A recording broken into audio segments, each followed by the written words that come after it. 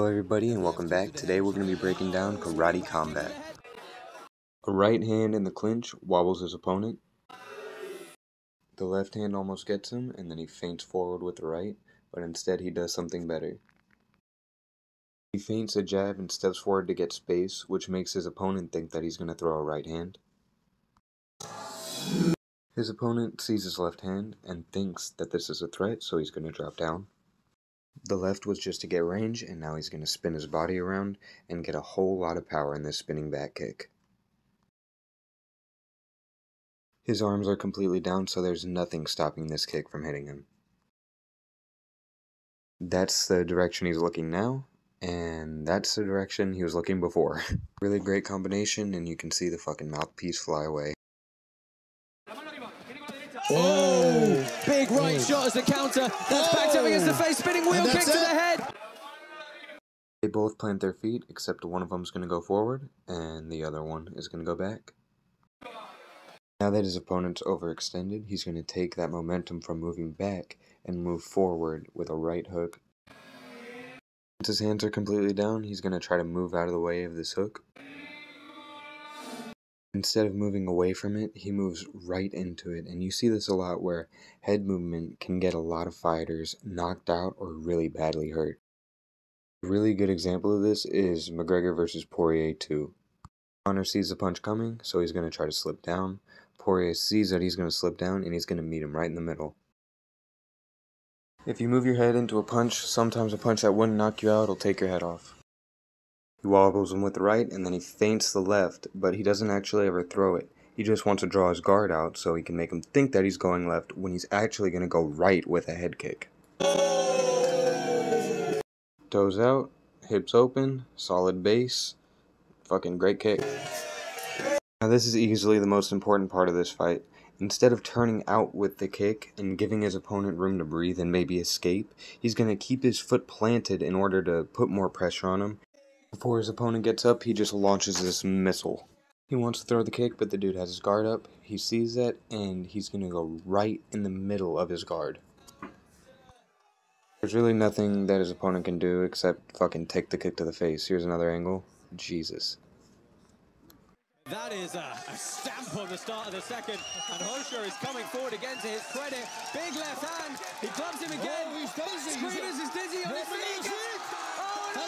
Southpaw stance, start off with a little bit of hand fighting. The dude in the white's already lifting his foot, so he's going to go forward, while the dude has his foot planted, so he's going to stay back.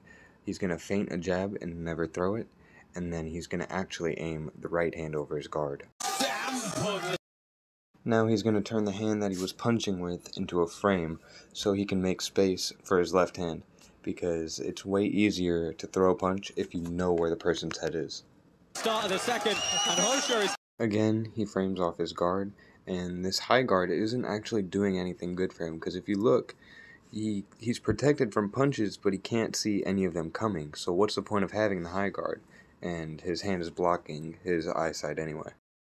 While he's framing off his guard, he's going to put most of his pressure on his left leg, and then he's going to rotate his hips to the left to generate a lot of fucking power. And is this a hook or is this an overhand? I'm not sure. He hits him really hard, but he gets caught with a right hand. Guess what he's going to do now? He's going to take his punching hand, turn it into a frame to make space for his left hand. Guess what he's going to do again? Punching hand into a frame. Now this is honestly a perfect frame. He has his arm completely through his guard and touching his shoulder. And now he knows exactly where his head is to throw that right hand. I don't know if I have to point this out, but these are really fucking hard shots. He's loading up with all of his power. He's going to frame off his guard again, and this actually does two things. It lets him know where he's going to place his shot, and it blinds his opponent, because he can see him, but his full guard's up and he can't see shit. He's going to put most of the pressure on his left leg, loading up that left overhand or hook again, and this time it's going to put him to sleep. This knockout really wasn't about what the dude in the white did. I mean, he framed and all of that, but he made a pattern, and he did it 4 times in a row.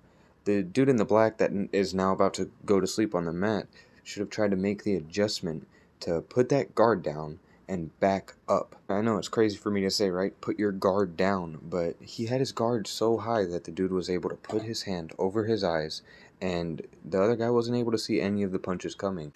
Either way, it was a great knockout, and it'll teach you a lot about range, but yeah, if the dude in the black pants was able to make the adjustment and just keep backing up and keep putting his hand out too to get range, this fight would have looked a lot different. Anyway, guys, thank you all for watching. I had a lot of fun breaking this down. If you want to see more of me, go follow my Instagram at ajstember_MMA.